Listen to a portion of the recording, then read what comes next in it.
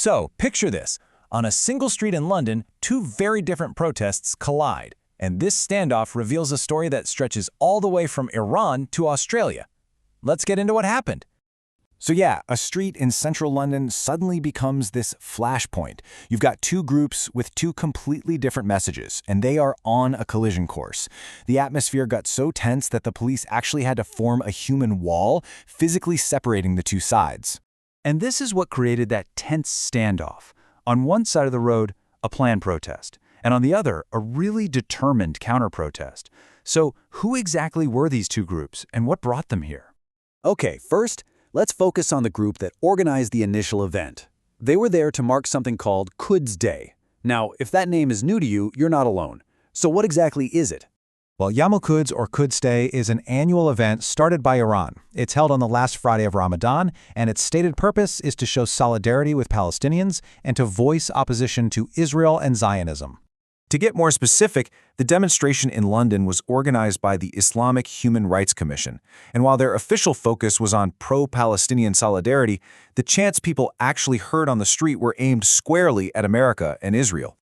Okay, so that's one side of the story. Now let's cross the street, so to speak, and check out what was building on the other side.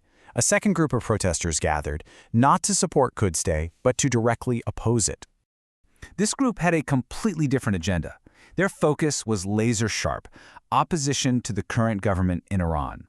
All their energy, from their chants to their signs, was directed right at the Iranian regime. So you can see the conflict brewing, right? On one side, you've got a protest about international policy. On the other, a protest about a nation's internal politics. Let's see how these two very different causes clashed right there in London. And this really gets to the heart of the whole divide.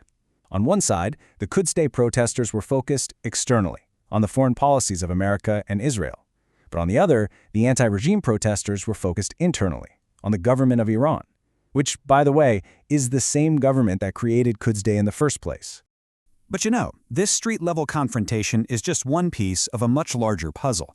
To really get what's going on, we need to zoom out and look at another event that, at first glance, seems totally unrelated. So, as all this is happening in London, something else is developing thousands of miles away. But what could the connection possibly be between a street protest in the UK and this other event? And here's that other piece of the puzzle. Half a world away, in Australia, a member of Iran's national women's football team reportedly just left her team. This wasn't some organized protest, just a single personal decision. And here is the crucial point. We're seeing two faces of the same coin. Opposition to the Iranian state isn't just limited to organized street protests with banners and chants. It's also found in these quiet individual acts of defiance, like a footballer choosing to walk a different path. And that leaves us with a fascinating question to think about. This incident in London shows how a local space can instantly turn into an arena for global conflicts.